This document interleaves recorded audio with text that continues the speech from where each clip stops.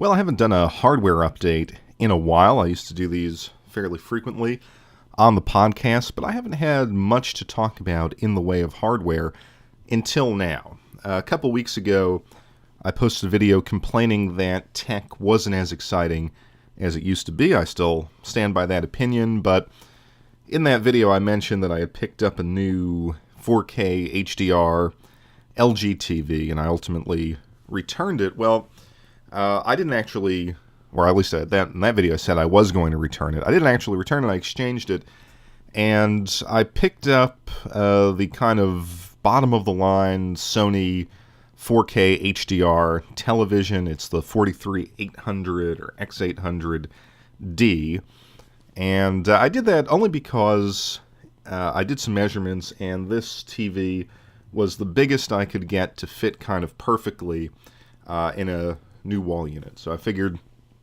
let me just go with it.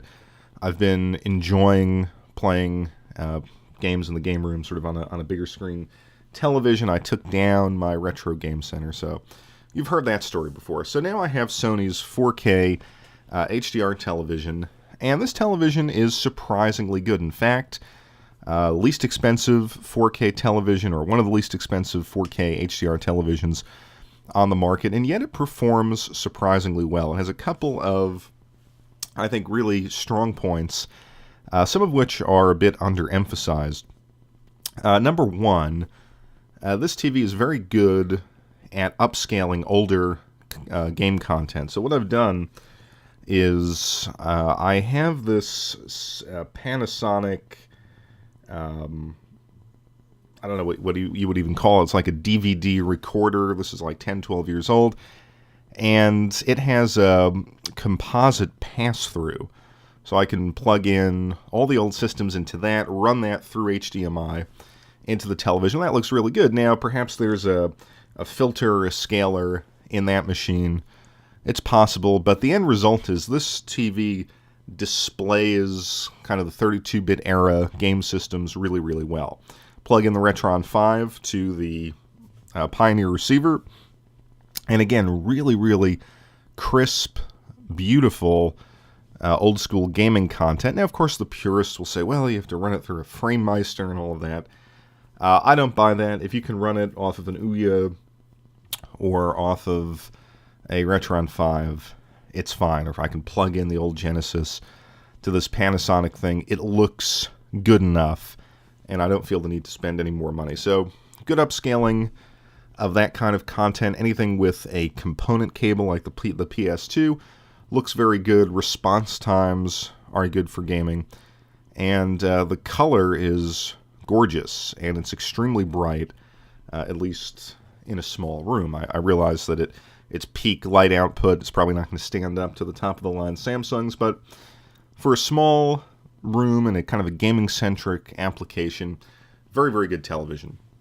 So I have this television, pretty happy with it, and I decide, well, let me get a PlayStation 4 Pro, because, it's a Sony television, 4K, HDR, that is the deal with the PlayStation 4 Pro. I had some gift cards from Christmas, and I had sold a steering wheel set on Craigslist, so I wasn't going to have to cough up the full price for the PlayStation 4 Pro. So I went out and picked it up, and I was, I'm a fairly big critic of Sony in this generation, but I was fairly impressed as far as the pure game performance. Of course, it released that boost mode upgrade, and that seems to be doing a nice job. I put about 50 hours into Yakuza 0, and when I ran on the PS4 Pro in boost mode, it really did improve the frame rates, especially as you move towards the southern end of Kamurocho, and you would sort of pan the camera on those streets with a ton of neon lights, densely packed neon lights. And on the old PlayStation 4, it would kind of stutter a little bit. There'd be some screen tearing. That was completely eliminated with the PlayStation 4 Pro. Lighting, and this is not really the Pro, it's probably the television, but lighting was really strong. Of course, the lighting in this game is some of the most impressive that I've seen on a system. So it's doing well, and I kind of had the idea that, this is what the PlayStation 4 should have been. I mean, this is a noticeable upgrade. The fact that you are getting games to run in 4K or close to 4K, I realize it's a sophisticated upscaling trick, but, they are sharper, and they run even upscaled to 4K like Yakuza. They run pretty smooth, and I think, Sony has to be given credit for that. This is a nice step up, I would say, from the PlayStation 3 era. Now, if you have a regular PlayStation with HDR and you don't have a 4K television, then it's really probably not worth the upgrade. So the system was working out well, and I decided to now fiddle around with the HDR functionality. And this is where I think things fell apart. So in the PlayStation 4 Pro menu, the sound and video menu, and you can tell it, what HDR settings you want. So basically leave it all set to automatic. And on the television, they have an HDR menu set up, and it's rather confusing. I thought, because I have a Sony television and a Sony PlayStation 4 Pro, and this 4K HDR technology is what Sony is really pushing through video games, so that there would be some sort of instant recognition between the two devices. The television would say, okay, here's a PlayStation 4, we're going to throw it into HDR, and I would be done with it. And to an extent, that happens. The television has a content recognition function, and it recognized I was playing a video game, and initially it made some changes. But yeah, I put on the so I figured, okay, let me set the TV to HDR on. And that was the first mistake. That seemed to do nothing in the HDR games themselves, which kind of looked gray. They kind of looked like the colors became desaturated. The blacks got worse. But then on games that didn't support HDR, the colors got blown out. So to make a long story short, I had to fiddle around with all these different settings, and I'll in the comments below, I'll show you what I actually got. I actually went with to get the HDR looking okay. But regardless of all those different settings, I mean, ultimately I had to set one of the key things I had to do was set the PS4 Pro output to limited on the kind of RGB color scale rather than full, which seems counterintuitive. You have this television, you have the top-of-the-line Sony game system. Why wouldn't you want the colors to be full? You had to set them to limited. Again, this did not appear in the manual. You just had to kind of fiddle around with it. But it didn't solve the issue of the HDR looking washed out. So with the settings correct, I would put in a regular PlayStation 4 game with no HDR support, and the colors would pop off of the screen. Put in an HDR game, and I would notice a kind of muted quality. And even after I adjusted the settings, and again, you can see that in the comments, you could tell that there was something different going on with HDR. And it would depend on the game. I have 3 HDR-enabled games, Ratchet & Clank, NBA 2K17, and No Man's Sky. And in NBA 2K17, it really looks bad. It's like the screen has a milky, Vaseline-like coat over it, and yes, it's running in native 4K, but it just doesn't look very good. Now, Ratchet & Clank, I had this experience of saying, okay, some of the colors are muted. It doesn't really look as saturated as when I was playing it with the HDR off, but it has an intensity of lighting, and there's a lot of metallic surfaces. There's a lot of reflection of light off of those surfaces, and I had the sense that, I can see there's an aesthetic here. The HDR is creating an aesthetic that the game did not have without it, and I could appreciate that even though the color palette wasn't to my liking. Now, No Man's Sky was a little bit different. Of course, this is in space a lot of the time, and the blacks looked okay, and a lot of pastel colors that didn't look too desaturated. The HDR seems to come into play when you're in a space station, when you're kind of building a base or something and you're adding lighting. I mean, the lighting can be blinding. So I think it has a lot to do with the implementation, but if you look closely, there is this kind of grayish undertone that almost seems to be the base upon which they will build these light reflection effects. So I decided to do some research, went on a couple forums, asked around, and there's actually a fairly healthy debate going on around what exactly HDR is doing.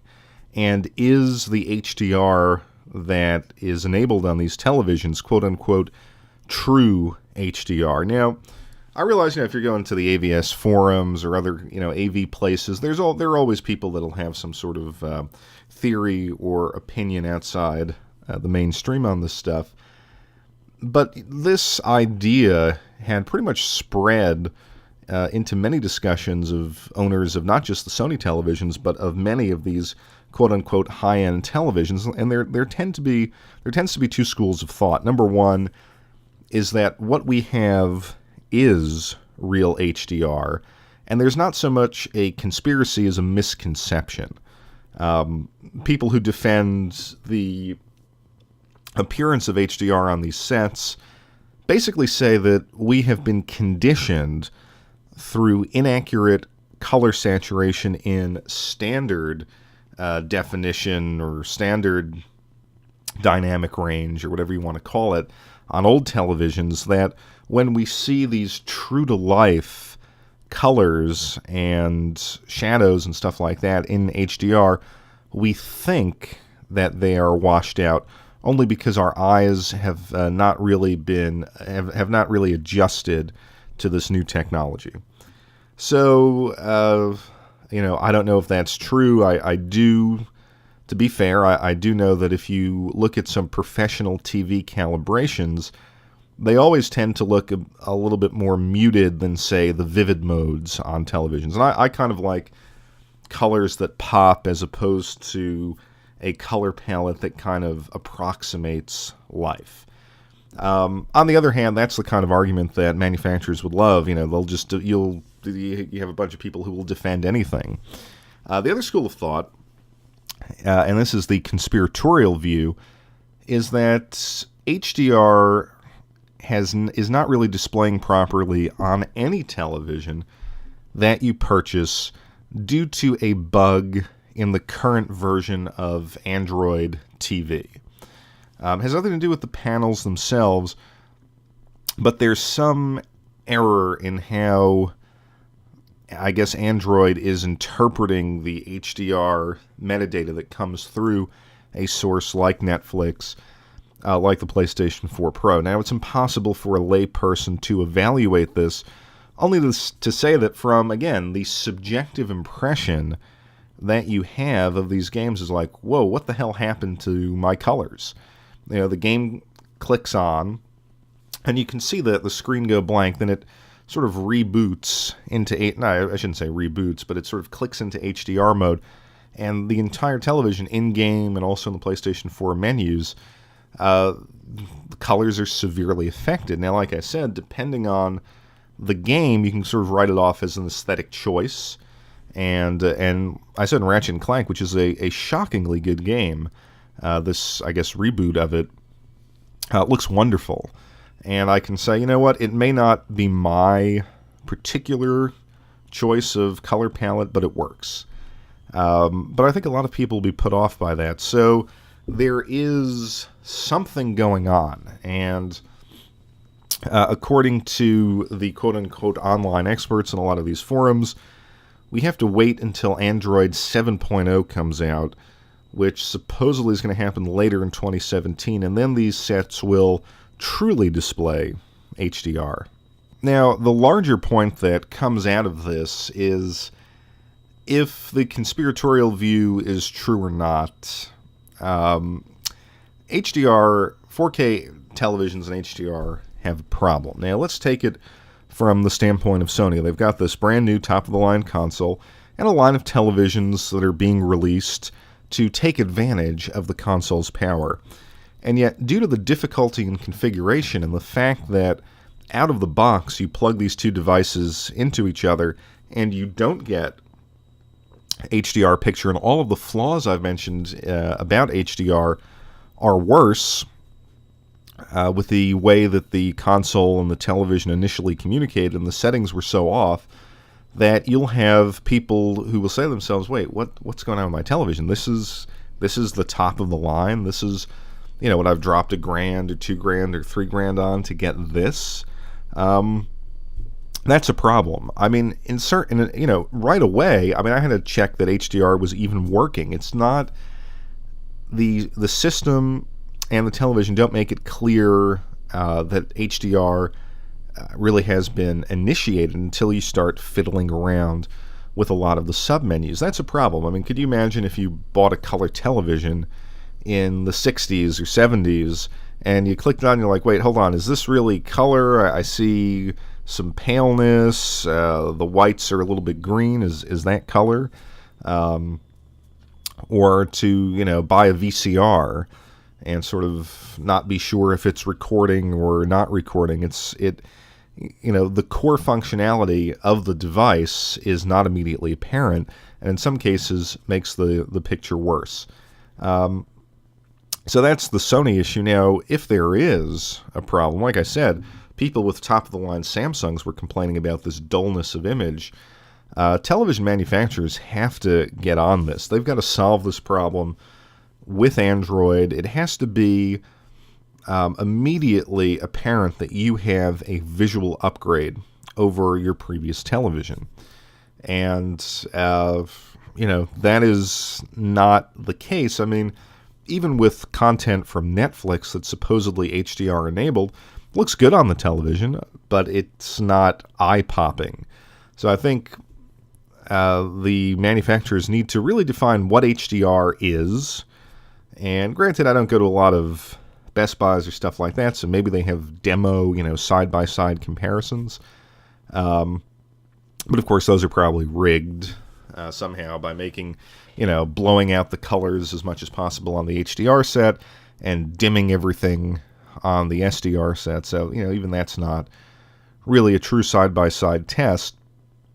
I can say, however, that, again, with my OLED LG television that I've praised to the high hills, that is only 55 inches and 1080p, that television still looks better than this one, even though it's not 4K and not HDR.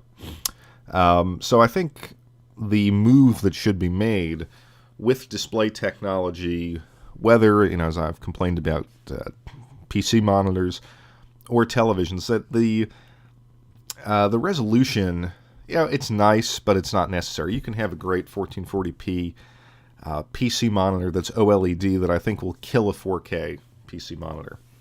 So OLED needs to be adopted more broadly, and a buddy of mine who's into engineering pointed out that if these were to be made on a large scale, they could potentially be cheaper than regular sort of LED panels.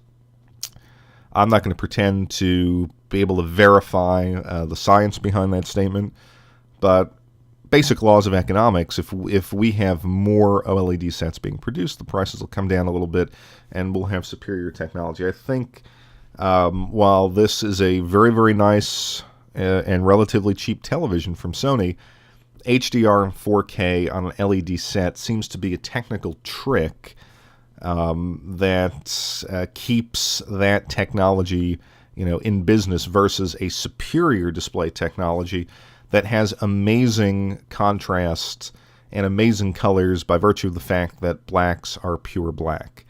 Nonetheless, if I had to kind of give a recommendation about PS4 Pro with 4K HDR, I would say, it's still kind of a luxury product. I do think that the PS4 Pro is kind of closer to what Sony's vision might have been for the PlayStation 4 console. I don't dislike it. There are a lot of good games coming out for PlayStation 4 finally. So from that standpoint, it's nice to be able to play them in the best quality possible. On the other hand, the upgrade isn't really a shocking upgrade, and the issues with the television need to be worked out. So I would say, I can't not recommend it. I can't give it a full recommendation, but I would say just, look at your needs, look at your budget, look at your space constraints, and look at the release schedule coming up for the PlayStation 4. And, if you find you're going to be spending a lot of time with the console and you have a 4K television, it might be worth it to go for the full-blown upgrade. You may want to wait until better display technology is on the market.